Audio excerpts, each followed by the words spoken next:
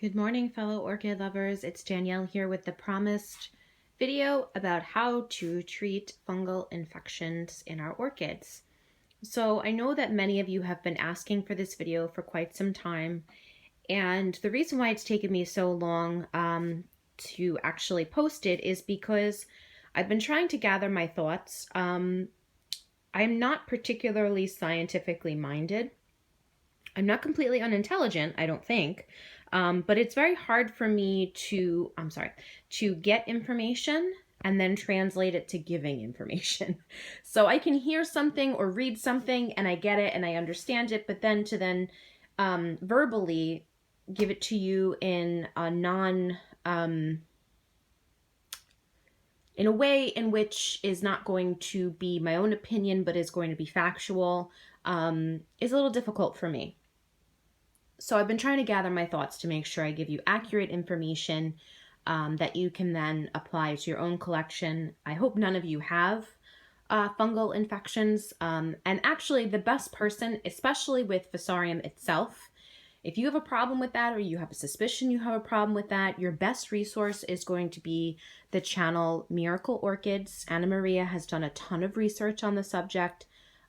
She had quite a bit of her collection infected, and she actually wrote an ebook on it. So if you want more information, she is your best resource. I'm going to do my best for my subscribers to show them, my struggle and what I've done to fix my problem. But if it's not comprehensive enough for you or you want more information, she's a great resource to go to.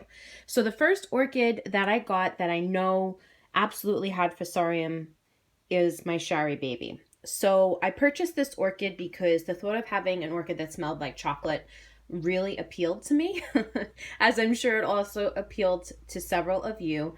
And so I bought this plant. She was a beautiful specimen. She had several mature pseudobulbs. She had a gorgeous, ginormous spike that was growing, and I had her for a couple of weeks before things went horribly awry. And all of a sudden, the first sign that something was wrong is that the spike started dying back from the tip of the spike. And I couldn't understand why. And if you look back, like in my early videos, I have an entire video dedicated to this plant because I didn't know what was going wrong. And because I was a new grower, I immediately jumped to the conclusion that it was something that I was doing wrong, that it was my fault. And I was desperately trying to find what it was and fix it. And I couldn't. I was so frustrated and upset with myself. And it turns out it wasn't my fault at all. And the way that I found that out is I did research, specifically on Shari babies and specifically on the symptoms that it was showing.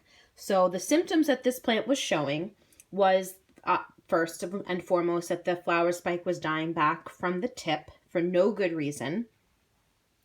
One of the new growths just stalled and then rotted. The new roots that were coming out, they would poke out, they'd be green and healthy, and then turn brown and die. So those are three classic signs of Fusarium that I had no idea. And when I started doing research, I realized that. And that's when I decided to cut into the rhizome of my plant. And I'll show you what I found. Oh, it's on this side, sorry. Okay, so get ready. This is what I found. So you see how it has like this faint reddish, almost purple ring around the outside of the rhizome? That is a classic Fusarium sign. Now this is not, as badly infected, this tissue, as maybe some of the other images you're going to find on the internet, but this is my plant. This is what I just showed you. That's what the rhizome looked like. And combined with the symptoms it was displaying, this was enough to let me know my plant's infected. And so I decided that I was going to do some research and figure out how to treat it. So I went on to Anna Maria's channel, Miracle Orchids. I watched everything she had. I'm sorry I'm shaking so badly. I watched everything she had on the subject, and she recommended certain chemicals that are capable of treating this infection. So I'm going to show you what it is that I purchased. Now, I'm not recommending a specific product. I'm not going to, just tell you the name of the product. I'm going to show you the active ingredient because this is what's important. Not the product itself, but the active ingredient. This is one of the active ingredients that she recommended to take care of this infection. And so that's why I settled on this product. Now, just a word of caution. This is not something that you want to buy and take lightly. This product is not joking around. This is strong, strong stuff. Keep it away from your kids. Keep it away from your pets.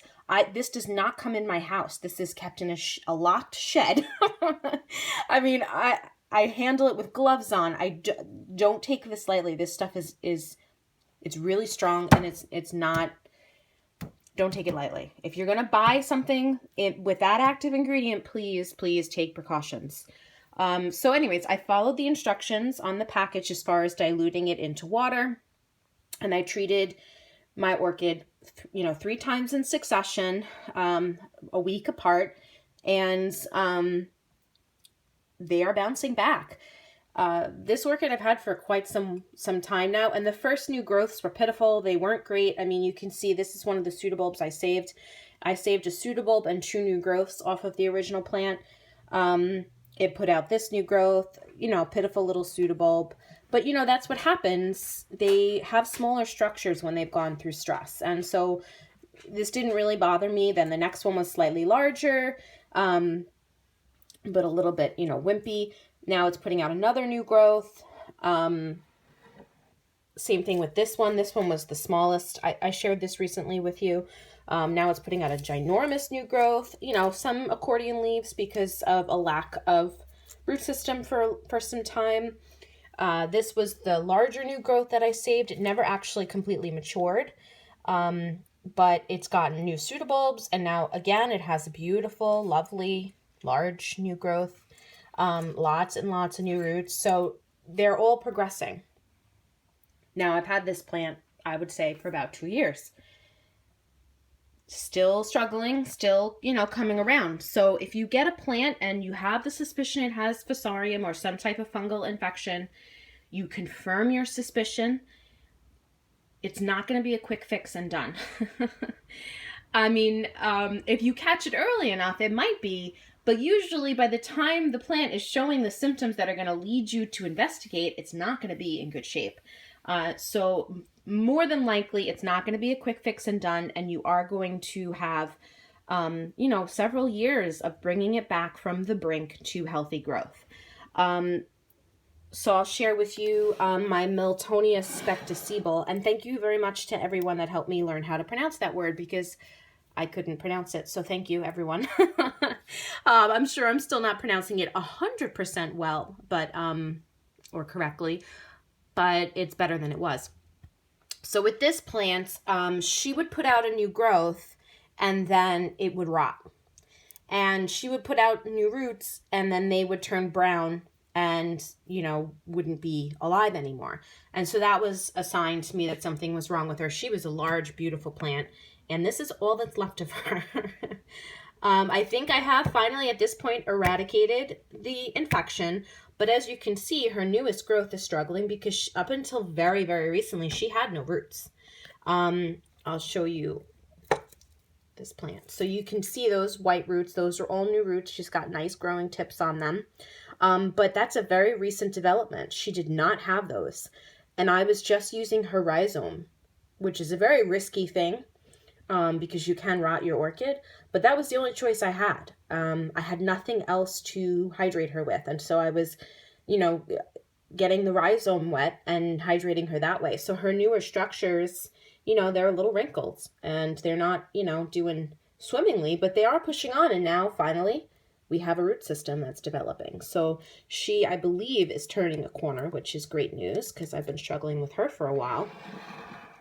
Another example of an orchid that's going to take a long time to bounce back is my sweet sugar. So she had, I think it was 4 or 5 pseudobulbs.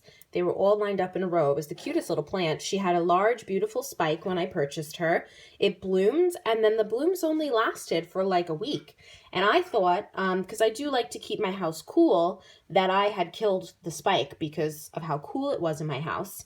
So at first I just kind of ignored the fact that the spike died, you know, abnormally early. And then she continued to go downhill even after, you know, it wasn't quite so cool in my house because the summer was progressing.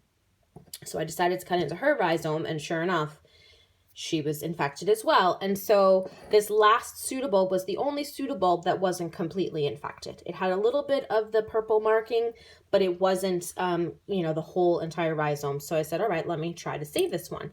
So as you can see, she does have roots now. She's doing much better. But her first new growth was pitiful, to say the least. I mean, look at that little nugget right there. I mean, compare that to that. That's tiny. But then she put out another one, and then she put out another one, and now she's working on yet another one, and she's putting out roots, and she's getting more healthy. And so I am, you know, trying to continue to work with her. Now, does this plant look to you like it's going to bloom anytime soon? Doesn't look like it to me. At this point, she is on the same level in my mind as a seedling. I know she's not a seedling, but seedlings take several years to mature to the point where they can actually bloom. And so this plant has been brought right back to that by the fact that it was infected. So I'm not going to see flowers on this plant for a couple of years. So again, it's not a quick fix. You know, for the most part, unless you catch the infection super early, your plant is going to be digressing into almost the seedling stage, and you're going to have to bring it back. And that's going to take time. And if you're not willing to do that, if you don't have the time or the patience for it, then yeah, you can stop watching the video, because that's what this is about. Okay, so then the next one is this plant. This one I never saw blooms on. At this point, when I purchased her, I had started treating regardless. So I did cut into her rhizome just to see. Sure enough, she was infected. So I saved this pitiful, flimsy growth, which has in turn grown this equally pitiful growth. It's a little bit better, but it's got wrinkled leaves. You know, it has since started to put out, these roots are not really that viable. They're still firm, but the new growth has started to put out its own roots now. And so the newest leaf is not as wrinkled. So she is starting to hydrate herself appropriately. The other one, I don't want to hurt her, so sorry. Camera's not going to be really focused right now. Okay. The other growth on her was a little bit better. It was an actual pseudobulb. Tiny pseudobulb, but a pseudobulb. And as you can see, as she's growing roots, the new leaves are getting steadily less wrinkled. So she is, you know, coming back. But again, this plant is really far off from blooming. She's not going to bloom for quite a while. And so basically it's, you know, being dedicated to saving her and bringing her back. As long as she's going to try, I'm going to assist her, because I'm a very stubborn person and I don't want to give up. This is my second Shari baby. So I decided on my other Shari baby that while I was saving her, I was going to buy another one because I really wanted that chocolate orchid. I wanted to smell my chocolate. And so I purchased another Shari baby, and knowing that the other one was infected, as soon as I got her, I cut into her rhizome, and guess what? Yes, she had it as well. So we did surgery on her. Anything that was really badly infected that had a very distinct ring, I got rid of. But this pseudobulb I saved. It was a single pseudobulb. It grew this new growth right after treatment, and now it's growing another one. These two pseudobulbs, this pseudobulb had half of a ring, so I chose to try to save it.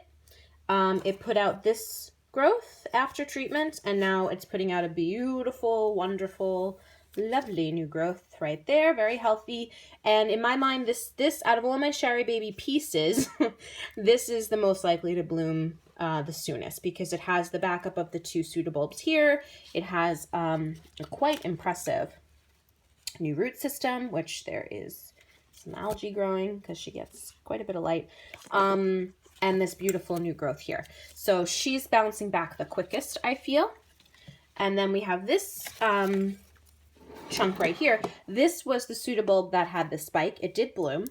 And she actually, when I got her, had 2 tiny new growths. So I decided to save her because of the spike and the new growths. This new growth stalled and never matured.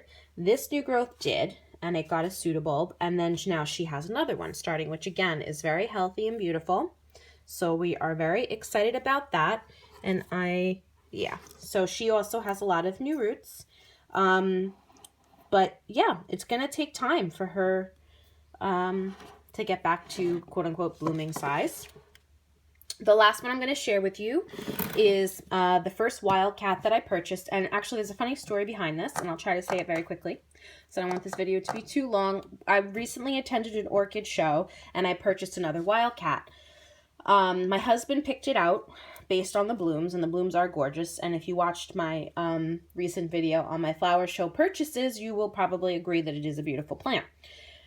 I bought this wildcat probably almost 2 years ago. It never bloomed for me because, you know, shortly after getting it, I checked the rhizome. It had fusarium, so we treated it. It had no roots, so its new growths haven't been of the caliber to support a flower spike, so it hasn't spiked for me. Turns out this orchid is the same orchid that I just bought. So I now have 2. So I guess as a family group, my husband and I both like this plant. So anyways, I cut off a few of her pseudobulbs that were badly infected. She was left with 2 more pseudobulbs. She grew this new growth after treatment. Then there's another one in there. Can you see it right there? It's kind of hard, I know. Maybe if I take her out a little bit. She grew that new growth in my care after the treatments. And now look at this beautiful new growth she's growing now. Much, much bigger, much, much sturdier. Very beautiful new growth. Lots of new roots. So she is bouncing back. Hopefully either this new growth or the one following, I will get flowers. So that's her. So she, you know, like I said, it really depends on where you catch and when you catch the infection. With her, I caught it fairly quickly. Those pseudobulbs were mature and not infected, and so she bounced back quicker than some of the other ones. Again, I've had her almost 2 years and she hasn't bloomed because she had no roots and so her new structures were smaller. So you know, it's not, again, it's still not a quick fix and go, but she probably either will bloom on this new growth or the next one. So she will get better much quicker. I still have several years left on some of these, and this Shari baby I've had for a long time. And I still have several years of invested time and effort on my part to bring her to the point where she's going to bloom. So there is effort involved. It's not something, you know, that you're just going to fix and everything's going to be peachy keen.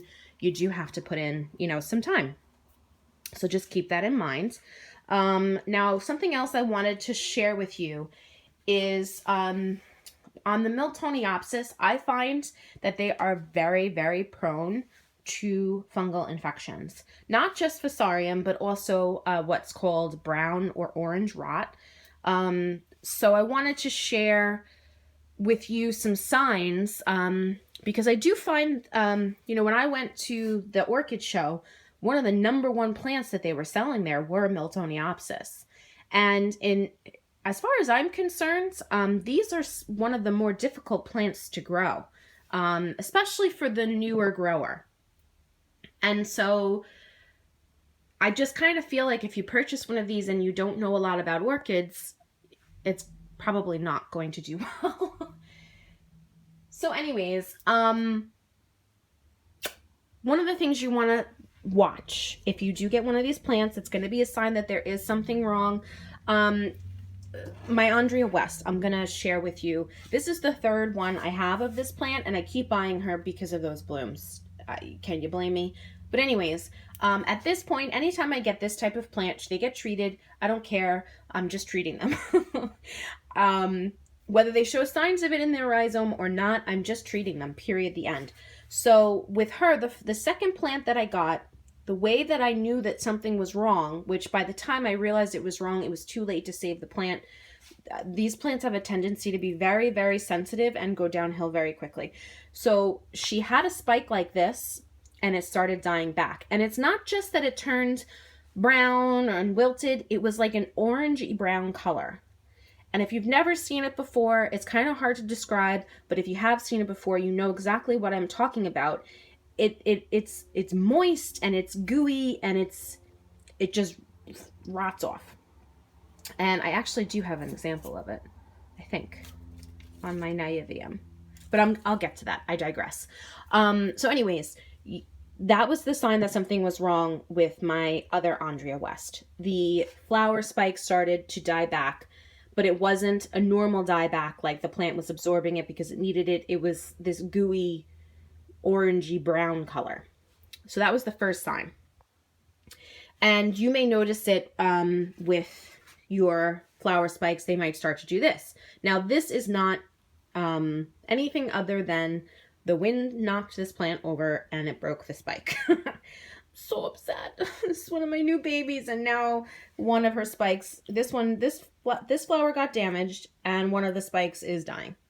I did try to reinforce it, but it was pretty badly wounded, and so I'm gonna lose one of her spikes. So I'm really sad. But in a real world situation, if this starts happening to flowers that are just starting to open and all of a sudden they start doing this, you got a problem. So investigate. So I shared in one of my videos that with this type of plant, the bracts, the leaves around the pseudobulbs, the smaller leaves especially, do yellow and fall off, and that's okay. You don't need to freak out about that. That is a normal process for this plant. And one of the reasons that happens is the new growths come up in between those bracts. So for instance, you see this right here? This is not freaking me out because the new growths come up from in between. And I'll see if I can illustrate what I mean. So, come on. She needs water, you can tell. The new growth comes up from in between here. So it does shed these, and that's a normal process. I mean, if all of them turn yellow and start falling off like right away, then obviously that's not the case. But if one or two turn yellow and fall off, it's not a big deal. So don't freak out about that. It really has to do with the color of the leaf. And once you see it once, you will learn to recognize it and you will not forget it. And the way that I can illustrate it best is to show you my Naivium. So this is my new plant that I just purchased for $40. Yeah. Okay, so I'm going to show you this bract. So you see how it's not just yellow, it's got like a, and you're not really going to be able to see it unless I put it in my hand and focus on it. So you see how it has like almost like a damp looking quality to it, and it's got like an orangey color. I don't know if it's coming through well on the video, but do you see? It's like a wet rot. That's when you see that, that's a problem. So, normal leaves, yellow, fall off, fine. Damp, yellow, bad. So just keep your eyes open for that. So yeah, you may have seen in my last video, or my video about my new orchids that I did buy a Naivium, and I knew she was not in good shape, blah, blah, blah. She had this growth attached to her. This is, she had flowers on it, blah, blah, blah. And when I got her home, I removed some of the bracts because they were that yucky color, but it has continued into the plant. So I removed them. I thought I had removed to healthy tissue, and now they just keep going. And this is soft, and this is where, the plant came out of the pseudobulb, the main pseudobulb. So I cut off this new growth, and look at that rhizome. It's rotting. So the new growth, these bracts being that yucky, yellow, brown, orange, weird, wet quality, was a huge, huge sign to the fact that this was rotting. Don't ignore that. This pseudobulb, if I left it intact and ignored it, could compromise the rest of the plant. Now, I don't know for sure that this plant has fusarium. I know for sure it had some type of problem. It was shipped wet. It was obvious. You know, these roots were still very wet. It was, you know, in a plastic thing. It was... I'm not even going to go into it because it pisses me off. But anyways, but it's not just that. This plant has classic signs of an infection. And it may just be that it has, you know, a rot, some type of rot. But I treated it once already for fusarium just to be on the safe side. I will be doing 2 more treatments because it does have this new growth. And I really want to save this plant. I spent a lot of money on it. And I've wanted this plant for a really long time. And so I'm going to struggle to save it. But as you can see, if this is where I took the little, that new growth off, do you see that? That is also soft. And it's wet. If I press on it, moisture comes out. Now, I haven't watered this plant since I got it. I did give it a treatment a couple days ago of, you know, the product that I have to treat fusarium and fungal infections, but I have not watered this plant, and this is still gross and wet. And if I turn it over, this part of the rhizome is dry. So again, that moisture is not from me watering it, it is from the rot. So you want to make sure if you see rot on your orchids, get rid of it. Don't leave it, don't ignore it, it's going to spread. Now this right here is just me putting cinnamon. The pseudobulb had a rotten spot to it, and I think it was just an injury, but it was very soft and I was concerned, and so I cut it out and I put some cinnamon to dry out that spot in hopes of saving it. And honestly, it does seem to have worked. You know, I check this every day, sometimes twice a day, to make sure that it's not going downhill. So it does seem to have helped that. So yeah, that's where I'm at with this plant. I hope that I've given you some type of idea of what to look for with your plants, because I've really, you know, it has been a struggle and it was difficult, and especially as a new grower, not knowing anything about it, I thought I was doing something wrong. I thought I was killing my plants. Come to find out, it was really that I was buying sick plants, and it's very frustrating when you don't know what you're doing wrong, but you know something's wrong, and you blame it on yourself. And I really, you know, if I can help you avoid that, I really want to. So if you have questions, please don't hesitate to ask. I will answer them to the best of my ability. But like I said, if you do have an orchid that you have a suspicion is infected, please do research. Don't just take what I say. Also, Anna Maria's channel, Miracle Orchids, great resource for you to, you know, take a look and, you know, educate yourself about it a little further. I did try to, you know, give you the best information I could based on my knowledge and my ability to then translate it to you. But if you have questions, don't hesitate to ask. I really hope none of you have this problem because it is very frustrating and it is a lot of hard work. But I hope other than that, that you are enjoying your beautiful blooms this spring. And I will talk to you all next time.